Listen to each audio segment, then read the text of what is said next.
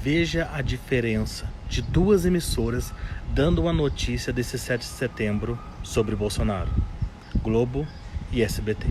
O SBT Brasil deste 7 de setembro de 2022 começa com as comemorações dos 200 anos da independência do Brasil. Em Brasília, o presidente Jair Bolsonaro e autoridades acompanharam o tradicional desfile cívico-militar na esplanada dos ministérios. Nos primeiros minutos desta quarta-feira, uma queima de fogos abriu as comemorações do bicentenário da independência.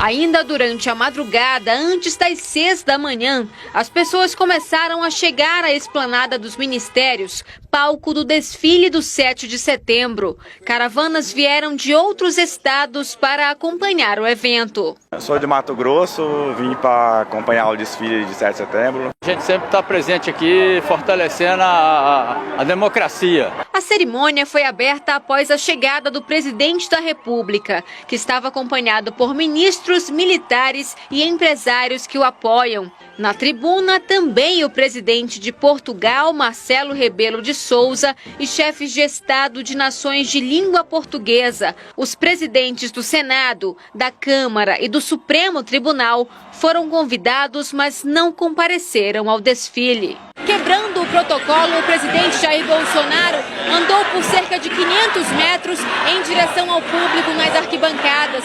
Este ano, cerca de 4.600 pessoas participaram do desfile, sendo 3.000 militares, estudantes de escolas públicas, atletas e os ex-combatentes da Segunda Guerra Mundial também. Paraquedistas saltaram do céu de Brasília para entregar nas mãos do presidente a bandeira nacional. Outra novidade foi a homenagem ao agronegócio brasileiro com a passagem de tratores. Eustáquio deu um jeitinho de não perder nada do desfile. Mais alto para ter uma visão melhor aqui para nós. E como em todos os anos, as apresentações das motos com a pirâmide humana e a esquadrilha da fumaça foram as mais aguardadas pelo público.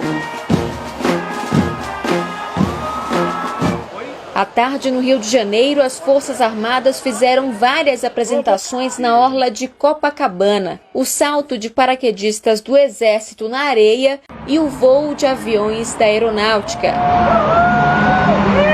As apresentações substituíram o desfile de 7 de setembro, que tradicionalmente acontecia no centro do Rio.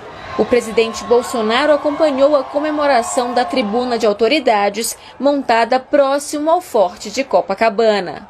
O presidente Jair Bolsonaro usou os eventos comemorativos dos 200 anos da independência para fazer propaganda eleitoral. Neste 7 de setembro, os desfiles cívico-militares tradicionais se tornaram instrumento da campanha dele à reeleição, diante de milhares de apoiadores convocados para essa data ao longo de meses. Uma situação que o Brasil não tinha registrado desde que se tornou uma democracia. A pandemia interrompeu por 2 anos as comemorações do 7 de setembro em Brasília.